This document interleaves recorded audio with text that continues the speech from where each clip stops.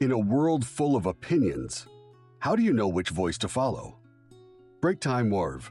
This is a story about a simple man, a simple tool, and the cost of listening to everyone.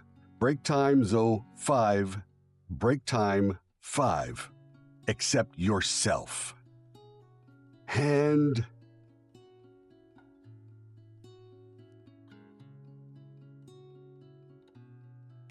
once, there was a humble carpenter who set up his shop right by the roadside. With all the money he had, he bought wood, not to build furniture or a home, but to carve something useful for the world. He decided to make a plow. Day after day, he sat beside the road, shaping and smoothing the wood with care. Passers-by often stopped to watch him work. One afternoon, an old man came by and said, "Make it big and tall. That way it cuts deeper and turns the soil better." The carpenter nodded, thinking, "Yes, that sounds wise." So he carved it bigger, taller, grander. A few days later, a farmer came by. He laughed and said, "That thing's too tall. You'll stir-fry the cabbage before you ever plow it. Make it smaller, lower, lighter."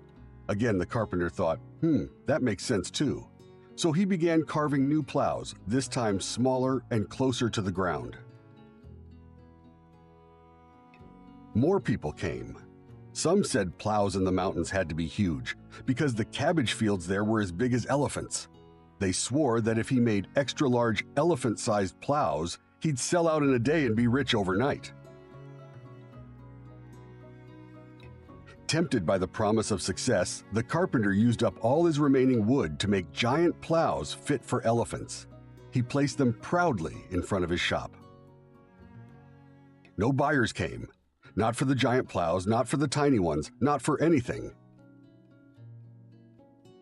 The carpenter sat alone beside a pile of wood shaped by other people's opinions.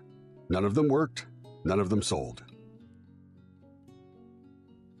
By the time he realized that listening to everyone had led him nowhere, it was too late. His wood was gone, his shop was empty, his hope too had vanished.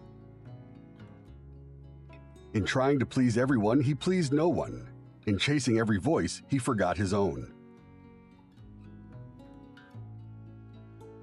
In the end, he didn't fail because he carved badly. He failed because he carved without belief. So the next time you feel unsure, ask yourself this: is this my voice or someone else's?